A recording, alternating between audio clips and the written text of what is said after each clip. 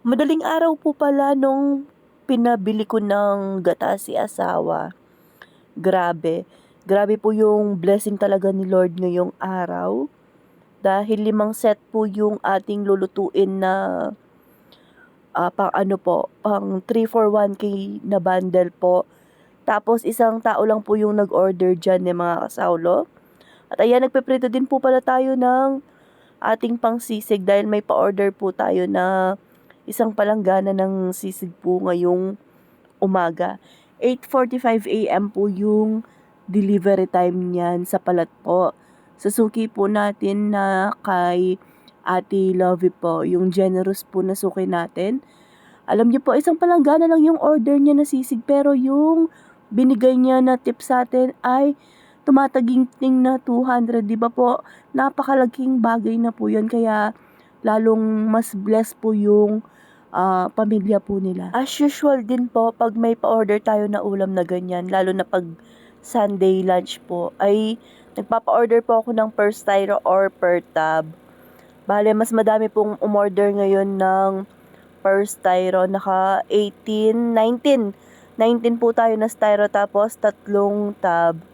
At ayan po pala na, oy naman, kagogo na ning kalame natin. Habang nag-aano po pala ako ng sisig kanina, nagsasandok po ako ng sisig sa palanggana ni Ate Lovie.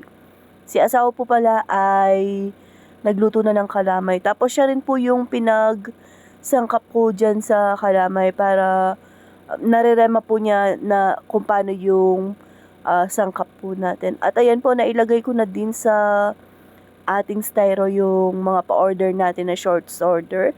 At maraming salamat po sa mga hindi nagsasawang nag-order po ng mga ulam natin. At ayan po, no, nag-deliver na po pala si asawa dyan. Bali, dineliver na niya yung palanggana order ni Ate Lovie. Tapos tayo naman po dito, tsaka yung ano po pala na nagdi-deliver na dyan si asawa, yung shorts order po ng sisig. Tayo naman po dito ay niluto ko na po agad etong ating maha blanca para lumamig po yan. Para mamayang balutin natin, hindi yan mag-moist. Kasi pag binalot po natin yan ng mainit, mag-moist siya. Tapos parang magtutubig po yung ating maha. At dahil sa sobrang dami po nating niluto kanina, no? Nasa 15 bilao po yung niluto natin mga kasawlo.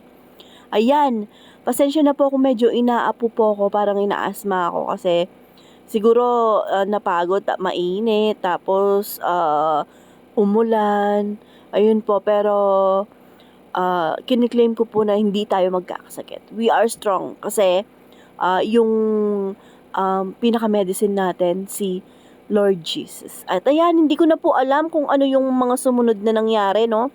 Basta yung alam ko po, ayan, 2 sandok na yung inahawakan ko. At merong pong patip si Ate Lorna na 300 sa atin, no? May patip pa talaga si Ate Lo. Thank you, Ate Lo. Kaya sobrang blessed din po ng ate natin na yan. Ayan po, ganyan po kabilis yung pagluluto natin. Hindi na natin masyadong nakuhanan kasi nga po, baka matagal tayo sa oras. Matagal. At ayun po, no, sabi ko kay Ate Lorna, Chilo, dagdagan ko na yung puto mo kasi madami naman po siyang tawag dito, in order. Kasi sabigyan po natin siya ng discount. Dinagdagan na lang natin yung puto na order niya. At ayun po pala yung set na order ni Ate Lorna, 2 spaghetti, 2 palabok, 2 pansit, 2 kalamay, 2 maha, 2 carbo, 2 Shanghai. At medyo maulan po, no? Maulan pala talaga kasi signal number 2 ata tayo. Kaya dinalawang balik po ni asawa yan. At pagka po ni asawa, pagka-deliver po niyan, tsaka dun sa mga shorts order, ay kumain po muna kami ni Ray Ray ng merienda.